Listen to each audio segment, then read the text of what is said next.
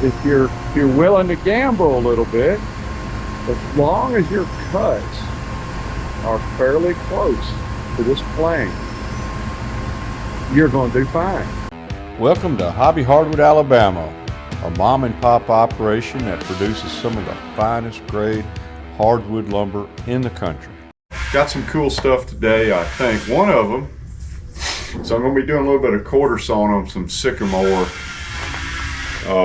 little bitty logs. I've got kind of a different technique for that I normally don't show because sometimes it just confuses everybody.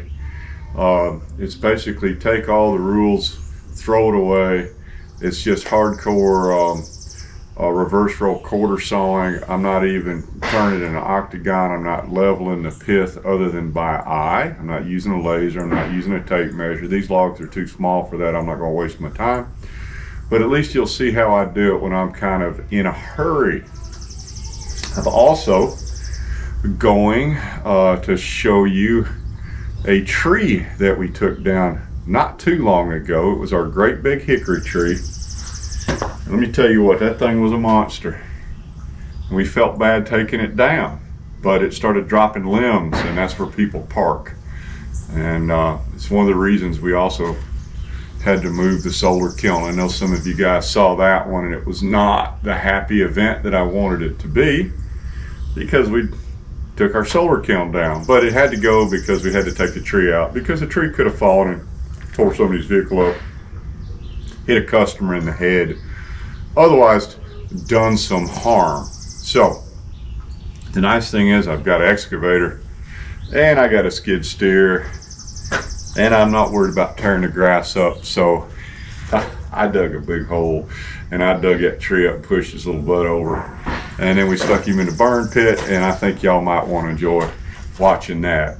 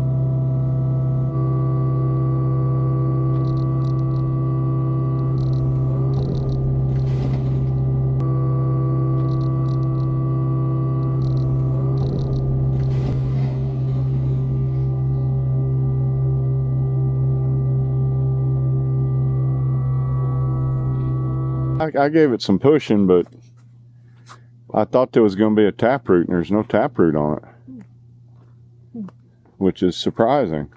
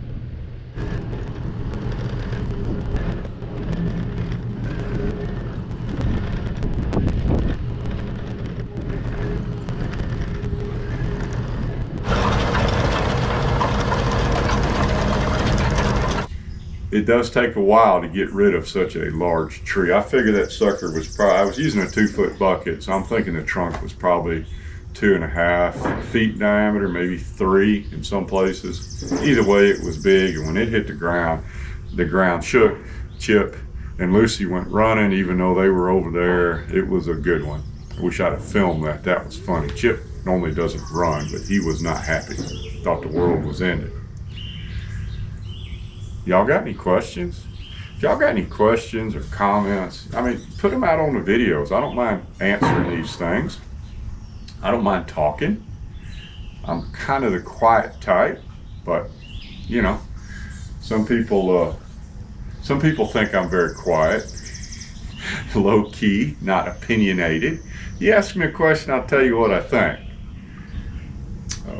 So anyway, let's do a little bit of speed quarter sawing, and there will be some waste, and I don't care because the logs are small anyway.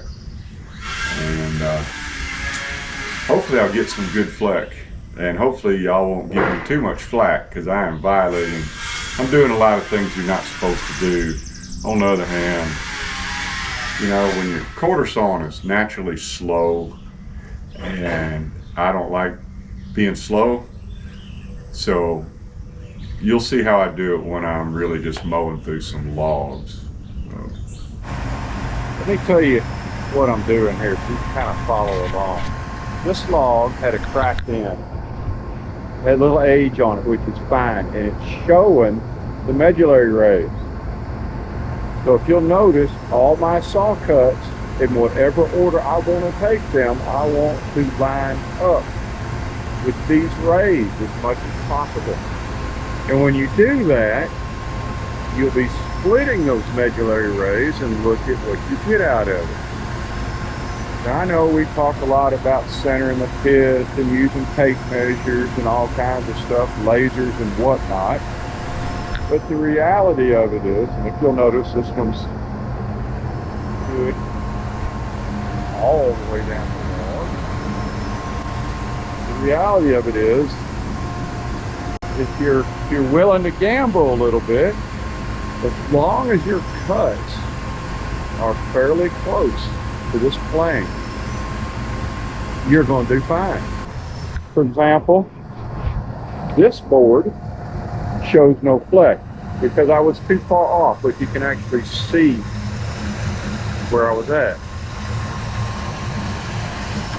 However, as I start to get in further, I anticipated I would start to see some fleck, and I am. So this has got one good face. Or this is the opposite side. It's got some fleck, not a lot, but enough. And then of course, as I got further down, this one was getting much more parallel to the medullary rays. And look, it's showing fleck and it's showing fleck. So there's a lot of techniques to do it. I am a huge fan of the reverse roll quarter sawn process because it's the easy way to do it. Everything that I'm showing you is based on that premise. So even though I haven't even looked at the pith on the other side, I don't even know where the center of the axis of the log is, but I kind of got a pretty good idea that it's going to be along the fat edge. And if you look at my backstops here, I can tell you right now, this one kind of here, and this one kind of here. So I need to raise that up. That's kind of how I'm eyeballing this stuff to begin with. And I'm just going to raise it up. And that's full up. That's as far as I can go.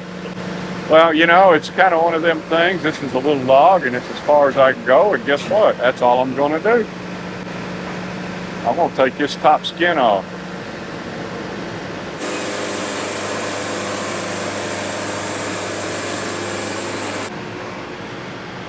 Just kind of still about in the center. So there. So That far end probably needs to go up a little bit more, but I can't do anything about it because that's as far as my toe boards go. So when you're out of toe board, what do? You just cut it. Different rolls, square the top, square the bottom.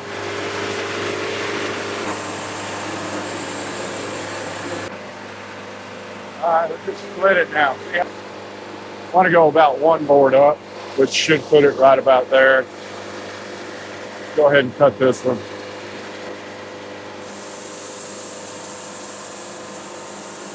About right.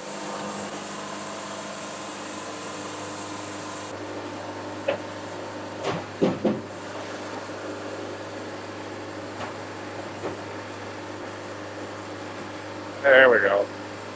Get your little tail off my sawmill. So this one should be right down, right above the pith line. This is where we're going to find out how well I was able to eyeball this. Let's take a look. Actually, that looks like I nailed it. All right. I'm getting some pretty good fleck right there, so happy. No lasers, no tape measures, only the eyeballs I was born with. Let's get these two out. Let's try to cut that one up and get something salvageable out of it. Very narrow. So one easy way to hold the half can up is to grab it with your chain turner, if you've got a chain turner, then press it against the backstops. Y'all can see that. Then slowly pull the backstops down, which will drop the chain turner. Hopefully, if you go slow enough and the backstops come down, see that? It'll actually keep it pressed against the tooth plane. Even though I have it grabbed quite low, I mean, we're talking real low. All right, so now let's look at these. So horizontally, my first full width cut will be here, and that's about 5 inches. So I'll start my first cut there. This one's going to be a high angle. It's going to get better, better, better, better. And then all of these ought to be, all the way down to here, ought to be perfect high flex boards, full width.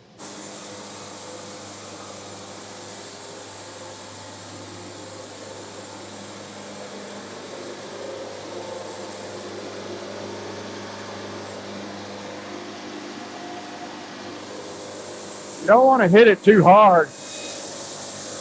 You actually want to be a little gentle right here because I'm not holding it real hard. I just need to keep cutting. Kind of rely on the weight of the can.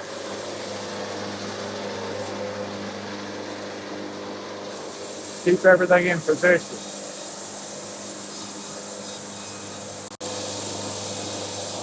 And I'm looking at the angle of the medullary rays, the cracks, so to speak. Tell me when I've pretty much done as much as I can on this side, which is right about here.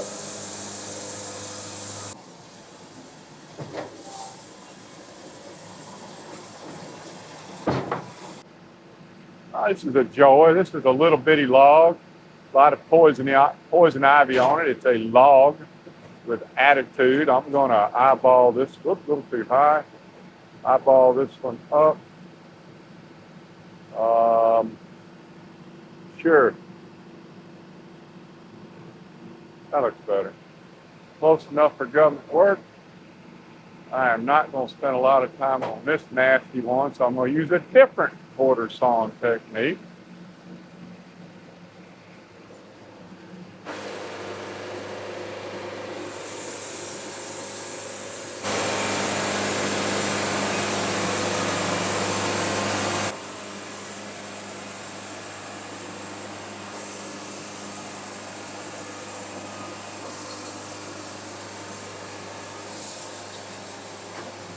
Yeah, a little stress in that one.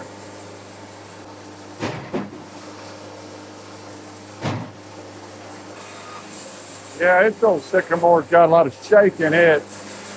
We're gonna burn through this one.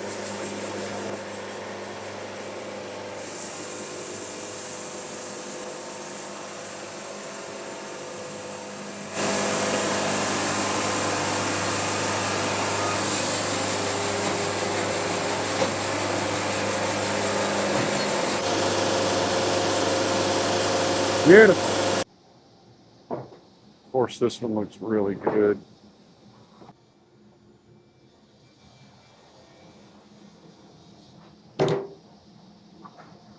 This one looks good. Man, that's pretty. Get you over and show you what it looks like.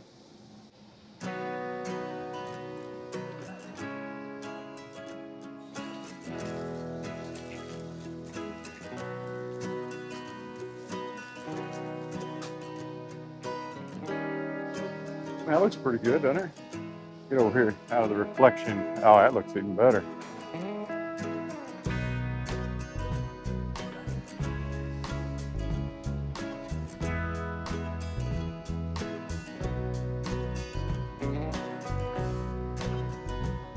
There's different techniques for quarter sawn. I personally think the reverse roll, the simplified reverse roll, the jelly roll are the best. It gives you the best figure. There are different techniques, but the point of what I'm trying to say here and not doing a real good job is you don't have to do heart surgery to measure the center of the pith with a tape measure. Go back and forth, back and forth, and back and forth, back and forth, back and forth, back and forth, or necessarily spend $1,600 on a laser, Wood-Mizer laser, sorry Wood-Mizer, any laser.